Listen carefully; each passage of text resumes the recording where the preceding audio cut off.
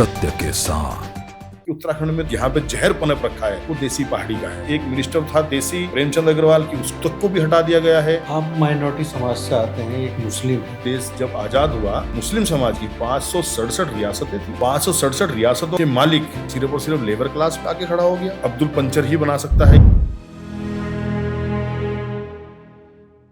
आप माइनॉरिटी समाज से आते हैं, एक मुस्लिम है, तो मुस्लिम समाज के होने के साथ साथ आपके सामने बहुत विकल्प थे। समाजवादी पार्टी, बीएसपी, आम आदमी पार्टी, उत्तराखंड क्रांति दल, ये तमाम ऑप्शन थे, तो उन ऑप्शंस पे विचार क्यों नहीं किया?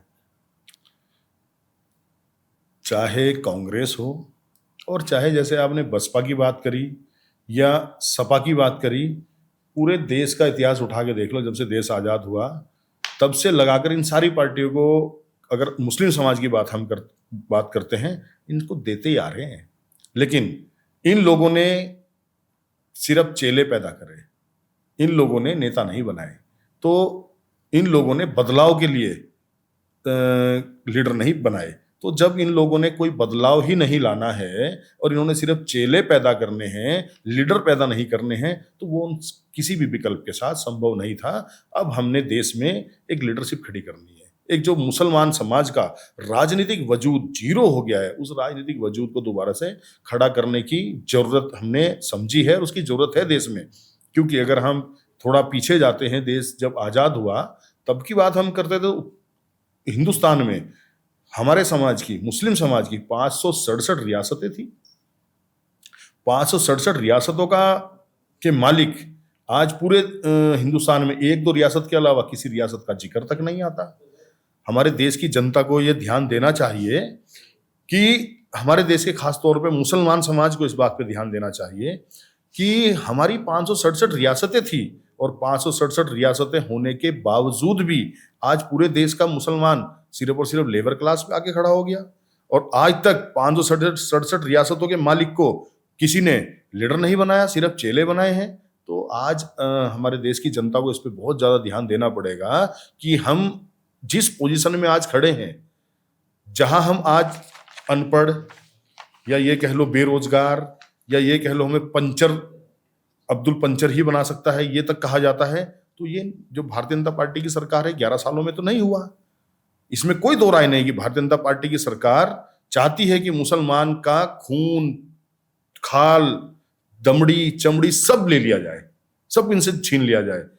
खुलेआम काम हो रहा है पूरे देश में। तो जन अधिकार पार्टी सिर्फ मुसलमानों की पार्टी होगी या दलित, नहीं? पिछड़ा, अभी आपने सवाल किया था कि माइनॉरिटी से आता हूं, तो मैं अपनी देश की माइनॉरिटी भाइयों को और देश के तमाम देशवासियों से ये कहना चाह रहा हूं कि हम माइनॉरिटी से आते हैं, लेकिन माइनॉरिटी के लिए हमारे पास जो आपने बताया ऑप्शन थे, वो ऑप्शन पे उनके पास जाएं तो 78 साल देश की आजादी को हो गए।